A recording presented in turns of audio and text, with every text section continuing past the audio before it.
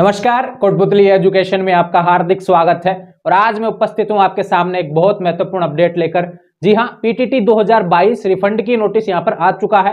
PTT 2022 में 5,000 और जो 22,000 रुपए है जो एडमिशन फीस है वो जिसकी रिफंड होनी है उसके लिए यहां पर फाइनली नोटिस आ गया है। ध्यान रहे 2 ईयर बीएड और 4 ईयर बीएड दोनों का यहाँ पे साथ ही नोटिस आया है। किस हिसाब से प्रोसेस होने वाली है, कब से कब तक रिफंड के फॉर्म भरे जाएंगे, किस हिसाब से आपको रिफंड होगा, सारी चीजों की जानकारी आपको यहाँ पे मिलने वाली है। किस किस को रिफंड मिलेगा इसके बारे में हम बात करने वाले हैं। कुछ टॉपिक्स हैं जो यहाँ पर नोटिस में आए हैं। ध्यान रहे नोटिस इस प्रकार होने वाला है। इस नोटिस को मैं कंप्लीट समझाने वाला हूँ, किस किस को पैसा रिफंड होगा, क्या क्या आपको करना है, किस हिसाब से करना है, इन सभी चीजों की जानकारी आपको मिलने वाली है। तो ध्यान रहे वीडियो में आप अंत तक बने रहे तथा जिन्होंने भी अभी तक चैनल को सब्सक्राइब नहीं किया चैनल को सब्सक्राइब करें, बेल आइकन प्रेस करें। बात करते हैं पीटीटी 2022 रिफंड के बारे में। जी हां, कंप्लीट डिटेल्स आपको यहां पे मिलने वाली है।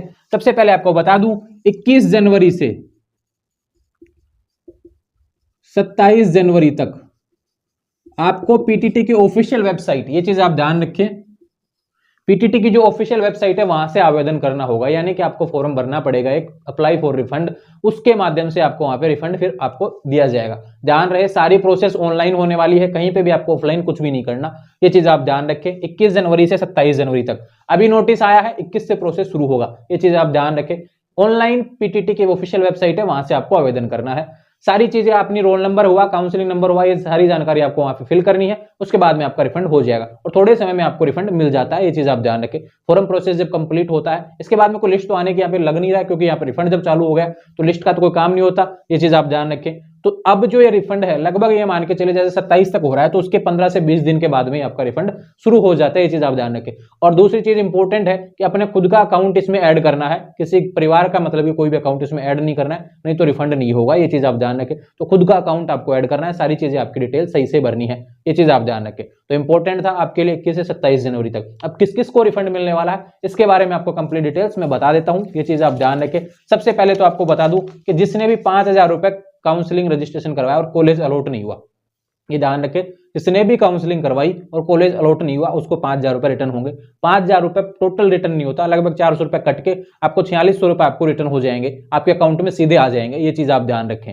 जिसका भी अलॉटमेंट हुआ, जिसको कॉलेज अलॉट हुआ लेकिन वो फिर भी मतलब कि उन्होंने कॉलेज में एडमिशन नहीं लिया, रिपोर्टिंग नहीं करवाई, उनको भी यहाँ पे 5,000 रुपए उनके रिटर्न हो जाएंगे। बात करें एडमिशन अलॉट होने के बाद में किसी ने 22,000 रुपए फीस जमा करवा दी और फिर बाद में कॉलेज मतलब कि नहीं लिया तो भी उनका फीस रिटर्न हो जाएगी, ये चीज आप ध्यान रखें।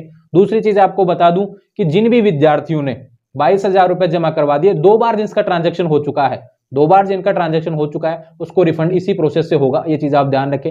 एक बात करते हैं यहां पर कि जिस रिफंड प्रोसेस में वे विद्यार्थी भी अप्लाई कर पाएंगे जो कि ये मान के चलेंगे जिनका अपवर्ड मूवमेंट हुआ, जिन्होंने अपवर्ड मूवमेंट करवाया और कॉलेज मिलने के बाद में उन्होंने रिपोर्टिंग नहीं करवाई, तो उनको भी यहां पर उनकी फीस रिटर्न कर दी जाएगी, ये चीज आप ध्यान रखें। यहां पर 5,000 रुपए के रिटर्न का प्रोसेस यहां पे आया है, आपको अप्लाई करना पड़ेगा, ये चीज आप ध्यान रखें।